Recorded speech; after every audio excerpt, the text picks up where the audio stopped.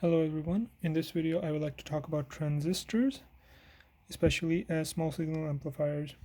So you probably heard of transistors more as these switching devices used in electronics and computers, which can either be ones or zeros, on or off. And that is basically the main purpose of it. But we also use it as small signal amplifiers. The need basically arises when we connect a microphone or sensors such as thermal sensors, ultrasonic sensors to an electronic circuit. These these devices provide a very small input voltage, and we basically have to amplify them in order to actually make any use of it, to actually study them, to actually to manipulate them. So we use these transistors, and this is basically the symbol that we use. We have the collector side over here, we have the base, and we have the emitter over here. But under a microscope, it would look like this. This is the emitter side, this is the base side, and this is the collector side. This has a lot of negative charge, this has a lot of positive charge, and this again has a lot of negative charge.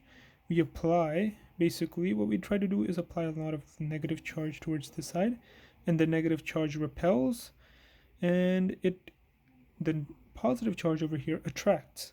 So the current flows towards here, and so what we do is connect the positive terminal towards over to the circuit, and we have basically a path for the current to flow through. If we connect another positive charge, another positive terminal of a battery, we have another path for the circuit to flow through, and it can basically demonstrate the switching behavior of a transistor. If one of these is on, if basically this one is off, if this one is not connected, the circuit is open, no current can flow towards this side. Okay, so that is the behavior of a transistor as a switching device. But as a small signal amplifier, we use this pi hybrid model. Okay, basically this is what it would look like. We apply the input voltage from here. This is the input voltage. We have the base side over here, and the base side looks more like a resistor. Okay, and then we have the emitter, which is connected to ground, or sometimes we also have a resistor in between, but this is a more common configuration. But the real deal is over here, and that is the collector side, which basically acts like a small signal current source, and we connect it to a resistor, and basically the voltage drop across this resistor is our actual useful voltage. This is basically the actual useful gain from the circuit. Remember, V is equal to IR, so the higher the current from the collector side, the higher the voltage drop.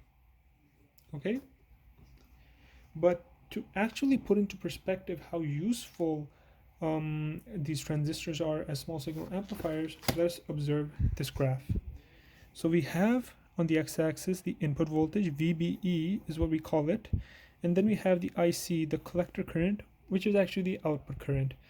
So the behavior between the two is that of an exponential model.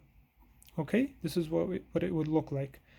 Provided we have a sufficiently high input voltage, if we connect it to input another battery, if we increase its input voltage, basically a tiny change in input voltage, a tiny change in voltage, which basically comes from our sensor, our microphone, can basically have a drastic change in the output current. So this is basically just how useful transistors are as small signal amplifiers. Thank you for watching.